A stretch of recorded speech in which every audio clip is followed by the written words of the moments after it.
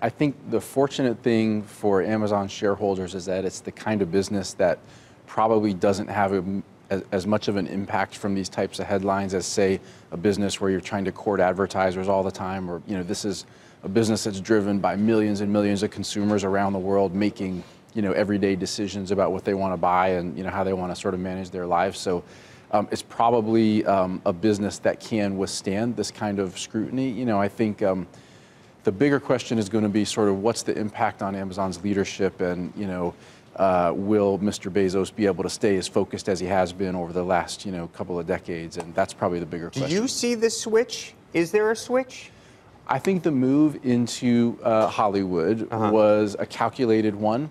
It was in part a response to Netflix, but it was also consistent with the theme that Amazon had been pursuing for a long time, which was create more and more services that it could bundle into Amazon Prime so that you could lock households into purchasing on Amazon.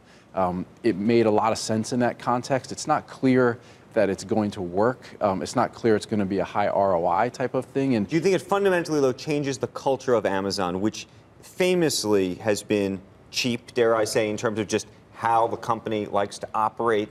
People fly coach. Nobody's flying business class.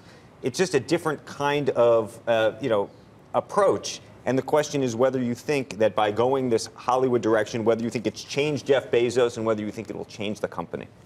I think that it is possible to pursue both the frugal e-commerce Amazon and the higher spending Hollywood Amazon.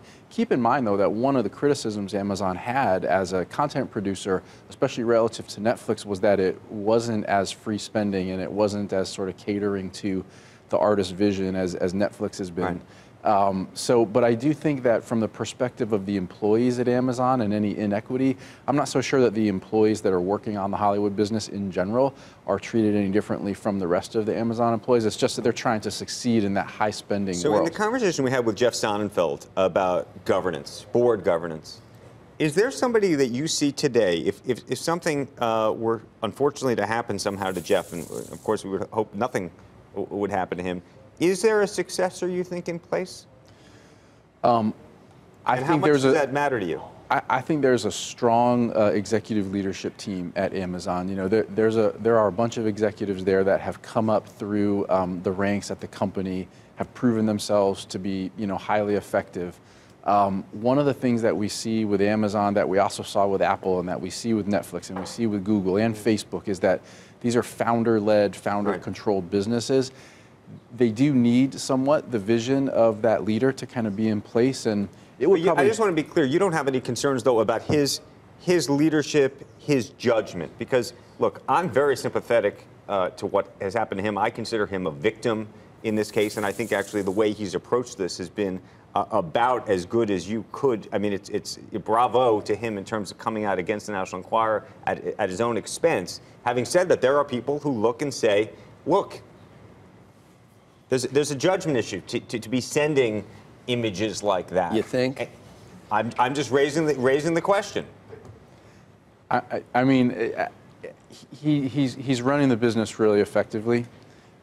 He does have some issues here that have popped up. I don't know that it's going to impact his ability to run the company. I think that he's done a great job. He's built a big business. I think he's got a lot of loyalty amongst his employee base and the executives that work for him. So, yeah, it's unfortunate. As an analyst, sort of looking at the business and looking at the stock, it's not a big concern for me.